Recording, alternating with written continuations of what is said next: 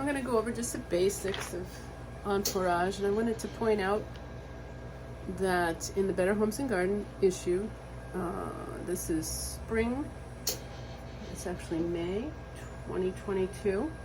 There's a great article on me, my farm, my family farm, and lilacs, lilac enfleurage, how to do it.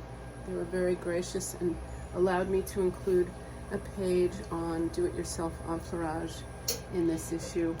There's also a lot of information on lilacs and the care of lilacs, the different types of lilacs, the kinds, the varieties over here, cultivars, and then care of lilacs on this page. So they did a really nice spread. That was in May of 2022. It's called Heaven Sent. And there I am, I'm the centerfold. I always wanted to be the centerfold. I never thought of it in this way. Then there's the article on how to do enfleurage, the second, third, fourth page. Then in 2023, same thing. It's another great magazine, Country Home. There's an article with a few different pictures. This is our East Hill, looking out over East Hill, and this is a bench my husband made, and a beautiful bouquet of Yankee Doodle and Catherine Havemeyer, a few different varieties. And then the same page was included with the do-it-yourself how-to, giving you the basics of enfleurage.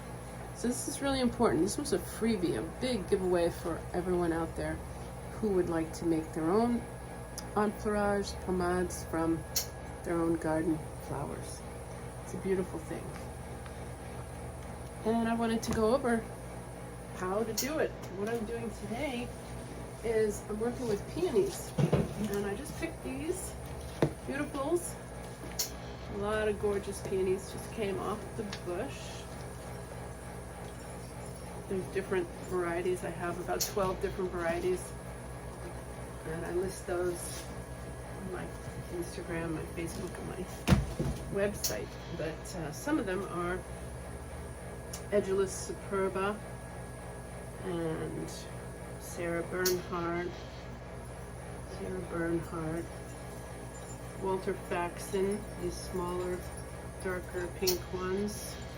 And this one is Theodore Roosevelt. It's about the only red that I know that is fragrant. And I just want to go through what you do when you have these big flowers. First of all, the chassis that come in the kit, you get 3 just like this. And the booklet that is included in the kit will explain exactly how to prepare the chassis, how to clean them, how to prep them, how to apply the fat, and then how to take the flowers off and put them on the chassis. This is my book that comes with the kit. It's called The Art of Enfleurage, or Charlotte Pan's Little Book of Enfleurage. So we're at the peony stage. This is what it looks like when we're doing peonies. We've got lilacs that have come and gone, hyacinth have come and gone, and now we're doing peony. Peony is a wonderful flower for enfleurage because you cannot distill peony. Peony does not lend itself to distillation. That's why you won't find a lot of peony, authentic peony out there. Authentic peony, absolute, is very hard to come by. And the synthetics are so good that, you know, why bother with this time-consuming, labor-intensive work called enfleurage?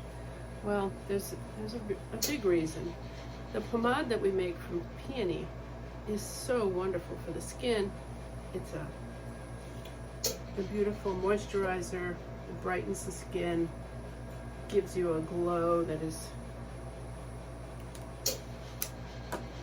unsurpassable. These beautiful little peonies are second peonies. These are the second run of peonies. The first run are really big. I'll show you the difference. This is a first run peony, This is a first run, and this is a first run. So when they're first blooming, the first set of peonies to come out will be very large and big and fluffy. And then they start to conserve energy as the days get warmer and longer. And they'll start coming out with the smaller varieties. This is the second phase. These are often what they look like in the second bloom. And then the smaller and smaller ones. But when we're working with these really large flowers, the kit is sometimes cumbersome. We don't want to press the flowers in there. So I'm going to show you what I do. And of note, I've put the fat, the corpse on the top inside, so that I'm also allowing that to absorb scent. And then the middle chassis has fat on both sides. You can see it's scored so that we increase the surface area and absorptive region. And here's the bottom chassis. The bottom chassis just has fat on one side and none on the back, because it's going to be laying down like this. So this will be the bottom one to start, and then when we flip the chassis and change the flowers out the next day, this will be on the top. We have to rotate, so we're getting top notes, bottom notes, and middle notes on all the trays. So I'm going to use just my small ones on this one, and I'll show you how it normally goes with the smaller ones. I'm going to take off the stems down to the sepal. I want to keep the sepals on, as I've explained many times before. I want to keep those sepals on there because in here is a little chamber with moisture and a little scent factory that will breathe out and exhale scent as long as this flower is fresh. So a good 24 hours we'll be able to maintain the scent factory. Tiny little stems preserving that which is the scent factory in there, and the sepals. Keep the sepals on. It'll help the flower last longer, and that is the goal, because as long as these flowers are living, they're producing scent. As soon as we start plucking the petals and pulling them off, we will reduce the flower's ability to make scent. Even while it's cut away from the bush, it has the ability to make fragrance. Very important in enfleurage, because we're trying to maximize that effect so that we can absorb as much as possible. I didn't purposely line those up, it just happened that way. This is going to be a mixed chassis of different types of peony. Excuse me. It's chilly in here. I have to keep it air conditioned because I don't want the fat to melt. And today's going to be really warm. I'm going to save these big ones for later. And I'll show you on the second chassis what I do with them. So I'm just going to use the smaller ones for this bottom chassis. Or should I say the flatter ones. Sometimes you'll have a big flower, but it'll lay flat. And that's what I'm really aiming at, is the profile, so that we can get the second chassis on top of it without there being any crushing of the flowers. This one will work too. We don't ever want to crush flowers. What do you get when you crush flowers? Oh, you get something really nasty that is prized in French perfumes sometimes, but it's not what I'm after. I'm not after indole, and that's what you get when you crush flowers and they start to rot. we get it indoled. Now that one might be a little too proud for this batch. This one's fine. So I'm going to use a smaller, flatter one to fit in there. Get them pretty well lined up. Cover the fat as best we can with what we have. That's the one I just took off. This one will lay flat because it's very open. Isn't that beautiful? That is absolutely gorgeous. Now, I don't worry too much about the stamen because, well, these are actually the male part. I don't worry about them too much. If they are giving off a lot of pollen, I will trim them. I'll go around and trim them, but these don't seem to be doing that. So I'm safe with that. There's nothing coming off when I shake it. Okay. So I'm going to make room for this last one. Trim that a bit more. So again, I'm going to be putting another chassis on top, and that chassis is going to have fat on it. So I don't want any of this greenery touching the top chassis that lays on top of it. I don't want any of the petals scraping it either, or crushing it. I don't want them crushing. It's okay if they touch, if the petals touch. I just don't want the greenery to be scraping on the fat. So I think I've got it covered sufficiently. I'm going to take the middle chassis, again, which has fat on both sides. Doesn't matter which side I use. And I'm going to gently lay it on top. Now I've got a little bit of touch, but it's not compressing, it's not damaging. They're just nicely captured in there. If I have a moist day, I want to cock this a little bit like that so that it allows moisture to escape. But today is very dry. Today is our first real day of summer here in upstate New York. And it's going to be about 80 degrees, so I'm going to cover it completely and allow that to stay for 24 hours in an air-conditioned room.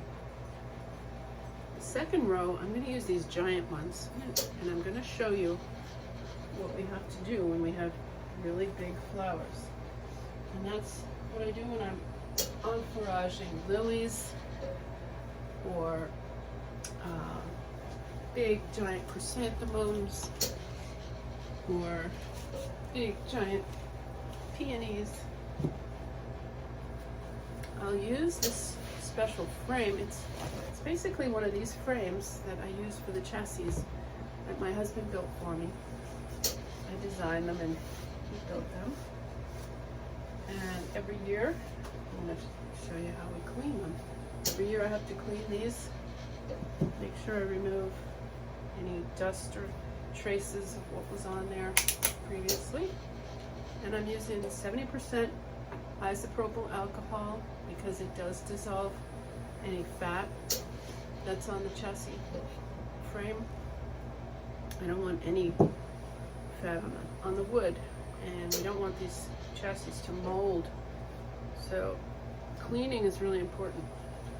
And I'm just going to go over each surface with the alcohol.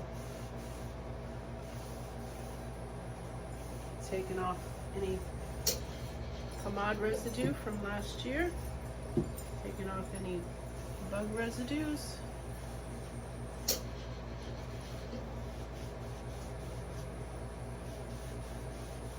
Dirt, dust.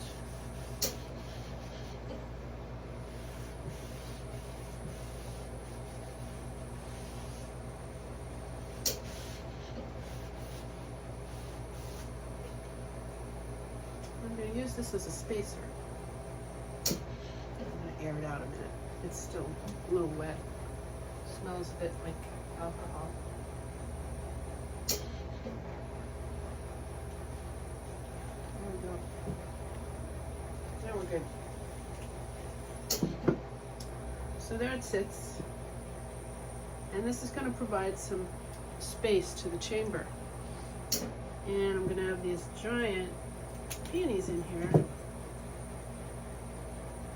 Wonderful giant peonies. I'm going to try to make them as low profile as I can while still preserving the sepals and the little scent factory in there. Oh, here's some giant ones that would really warrant this apparatus. Now this doesn't come with the kit, but if you order the kit with the larger flower option, we do provide them with the kit, these spacers. And you can specify the number you prefer to have, that you think you're going to use. You can order them later after you've ordered the kit, and you can add them to your repertoire with these big flowers. So these would be crushed if we had just chassis on chassis. So it gives us another inch or so in height. And that is just perfect for these big peonies. These peonies smell so good. I wish we had smell-o-vision here. They're just amazing. Absolutely lovely. Big, big, beautiful peonies. They're not the most gorgeous because these were bred for scent and they are chosen for their scent, not for their good looks. But gosh, they're pretty anyway.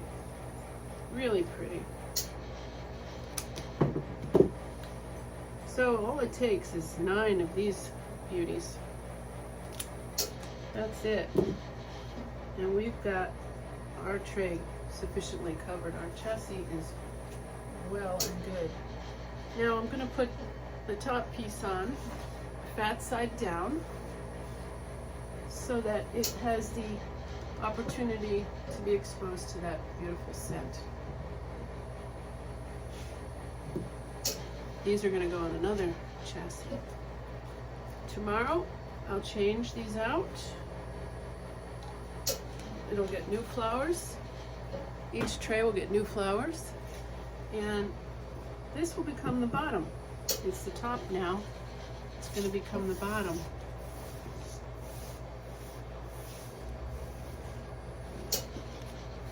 Which will therefore allow us to get top notes and bottom notes on the chassis. So this layer doesn't have contact really with the scent factory right now, but it has exposure through the chamber that we've created with the spacer and with the tray underneath, the chassis underneath. So tomorrow I'll just show you the routine. The top becomes the bottom, and we then put the flowers on this side of the chassis. We're going to use new flowers, of course. I'm just giving you a demonstration. Excuse me. I'm just giving a demonstration. And then this was the bottom. Now it's going to become the top. And then these will go here. And this will become